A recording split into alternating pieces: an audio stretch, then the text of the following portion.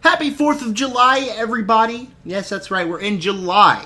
That's crazy. We got 2 more months of summer left. Today, I'm going to rank every June 2025 movie I saw. I saw 8 films. Real quick, because this is the first video I'm putting out in this new studio. I'm in a new area. So, I got dogs over there. They got noisy collars. Let me actually take you with me. Let's look at the room real quick. Hi. There's the 2 dogs. The brown one, that's Everest, and the white one is Bella. Say hi, guys. Say hi. Aren't they just so cute? But before I dive into my ranking, please make sure to subscribe, like button, hit the bell, and comment down below what are your opinions on all the movies in June and how would you rank them. I would love to know all that and more. And with that said, number 8, the movie that I saw most recently, Megan 2.0. Now, I automatically knew this wasn't going to be the movie for me. I might even spice up this video and put this one out as a full review, just because I didn't feel like putting out a review. I don't think it's necessarily a bad movie. I don't think it's like bottom of the year. It's not very good. It's not my thing, and that's the best thing. That's the thing I got to say about it, is that it's not my thing. Is that there are solid moments in here. There are a couple cool action sequences, a couple moments that had me invested, some cool chemistry within the fight scenes. But overall, I just kind of watched this movie and, I left the theater like, okay, it was fine. The humor doesn't really work for me. The character of Megan, I'm not the biggest fan of. I mean, it's mainly built for the TikTok generation where you have to have a joke or an action set piece or a character moment every single second. So it's kind of like almost this non-stop action, but then also it feels more slower because just of the story. Like instantly we start out with the action to get to the action, but we have to just flesh out the story. So I think that people could have a good time with it. Just personally for me, it's not necessarily a movie that is made for me, so I'm not necessarily going to leave this movie saying I had a good time with it, because it's not for me. And that's all I can say. Like it's not a bad movie, it's just not for me. I do personally think it's better than the first one. I think that watching a bad or boring action movie is better than watching a bad or boring horror movie, because at least you have the action, and that's what intrigued me. But like I said, it's not really a movie for me. It's going to have its audience. I'm not really the audience. Number 7, one of my most disappointing movies of the year so far, F1. And not disappointing in a way I think it's bad. I mean, for the record, I have Megan 2.0 as a 2.5-star movie. F1 is a 3-star movie. I enjoy it. It's a summer blockbuster. You got the racing sequences. You got the characters. You got the fleshed character arcs. You got the big, ginormous racing sequences that make it be that summer blockbuster. It's directed by Joseph Kosinski, who directed Top Gun Maverick. So the movie has the Top Gun Maverick isms with the big race sequences. Kosinski knows how to direct people in a fast vehicle going very fast, and he knows how to just make a fun summer blockbuster. But personally, the longer the movie went on, the more that thought came into my head. What pulls this out above other summer blockbusters? What makes this one specifically more special than a lot of those other summer blockbusters? And the thought was, it doesn't really. It's kind of just generic at its core. The racing stuff is fun, but overall the story, as fun as it is to watch, it doesn't really do anything special. There's not really anything that I'm going to leave that movie saying, no, that was so memorable, that did something better than just a typical movie like this, because it feels like it was just one of these typical movies. I mean, even the character arc with Brad Pitt, he's just the old racing guy who needs to get this win for his moral. I did like the chemistry between Brad Pitt and his other driver, but the longer the movie went on, the more character arcs kind of were introduced. Like halfway through the movie, not even halfway, probably 3/4 through the movie, we kind of do a character arc with a different character when we are already having that very same character arc happen earlier in the movie with a different character, and it just kind of runs a little long. It's a little long. It's still fun. I never would say I was bored watching this movie. Maybe 1 or 2 scenes that didn't quite work.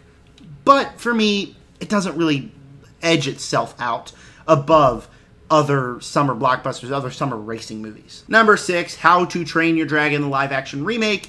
And if you like that original How to Train Your Dragon, you're going to like this movie. The original How to Train Your Dragon is a great story. This movie has the same great story.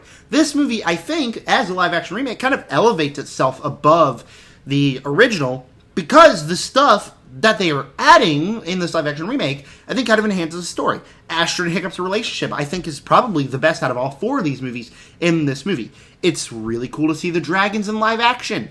I mean, some very cool flying sequences, because we're seeing these dragons in live action that would work as a live action remake. But even though it does add some things, it doesn't really add anything to the story. It's almost like rewatching the same movie. And as someone who watched the original probably for the first time the day before I went to go see this movie, it's almost like I was watching the very same exact movie. And so, the longer the movie goes on, the more I was like, okay, yeah, this is kind of copy and paste, yeah. Just kind of felt like I was going through the motions. And so I kind of left this one like, yeah, that was good. If this one is on physical media and I had both of them in my hands, which one would I choose to watch? Would I watch the original or would I watch the live-action remake? Probably 99% of the time going to choose the original, just because it has that original magic. Because it has those emotions that we haven't seen before, and in the live-action remake, we've seen them before. Kind of cheapens it. As a live-action remake, I think it's good, but it kind of cheapens that original just a little bit. So, personally, I left the theater like, okay, I don't know where I stand on it. I don't know if I can really get behind the live-action remake movement. Number 5, Predator Killer of Killers. This is an animated anthology movie on Hulu that I honestly was not looking forward to. I don't like anthology movies. I'm not the biggest Predator franchise guy, but I saw this movie and I had a great time with it. This is a solid 4-star film where How to Train Your Dragon live action remake is 3 stars. F1 is 3 stars. This jumps up a whole 4-star. The rest of the movies that I'm going to talk about are really good. This movie has great anthology stuff. It makes us care about each individual character in each individual anthology, where we get the Viking stuff, the ninja stuff, and the World War II stuff, and it makes you care about these characters. And with that, there are also some awesome action sequences. You get the Viking fighting off the Predator, you get the ninja fighting off the Predator, and then you get the plane sequence where they're fighting off a Predator, and it's all really awesome. It's all really fun. There's not really much that I can want more from that. And then we get to the third act, and it kind of combines those, kind of expands the Predator lore, shows us some stuff that we haven't really seen before in this franchise, and made me think, that was really neat. I want to see like 5 more of these, even like the tease at the end made me be like, that was really cool. I really like what they did with that. So as someone who's not the biggest anthology guy, I feel like this was a successful anthology movie, and is probably one of the best Predator films. Number 4, Disney and Pixar's latest film, Elio. Now, again, this is one that I don't have a review on the channel because the day after I saw it, I got home pretty late and I was sick. Amazing. This movie's pretty good. I like this movie. It's not one of the best Pixar movies, but I feel like it kind of just shows that Pixar still has that magic where they have a theme, loneliness, and explores that theme just like they do in all their movies. And it's an effective theme, it's a theme that resonates with me, and it's emotional. And when I watch a Pixar film, I expect to see themes and emotions that resonate with me. And that's exactly what I got in this movie. And it's effective. Now, do I necessarily think the stuff in space is all that investing? We start off with a very great opening act, and then we get into the stuff in space, and it's kind of just like, okay, I don't care about this war, this battle. There's a couple of fun sequences, but the movie really shines when it's about loneliness and being alone in the world, and are you alone in the world? And had some solid emotions. Some lines in the end of the movie genuinely made me tear up. There's this one line, I may not understand you, but I will always love you, and it just flat out made me just start tearing up, because it's a line that resonates with me. It's a really great emotions, and just, I didn't really expect to care much about the overall story of things, the space stuff, kind of just generic, but the emotions, man, just again prove that Pixar is the GOAT. This is what Pixar can do, and they do it very effectively. Kicking off my top 3, Ballerina from the world of John Wick. And before I go any further, please make sure to subscribe, like button, hit the bell, and comment down below what are your ranking of the films that you have seen in June. And stay tuned, next video, Jurassic Park / world ranking. And then I have a 3 best, 3 worst, most surprising, most disappointing video halfway through the year. Ballerina from the world of John Wick.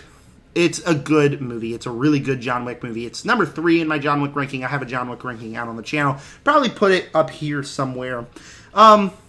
It's a movie that we see Ana de Armas in No Time to Die, and you think, yeah, you want more of that. And it's just more of that in the John Wick world. You got action sequences. They're doing cool stuff with grenades. They're doing cool stuff with swords. They're doing cool stuff with flamethrowers. And by the end of the movie, in that third act, I flat out said, how can one watch this movie and not instantly go, this is awesome. This is exactly what I love. And as someone who's not the biggest fan of the John Wick franchise, I left this film saying, that was awesome.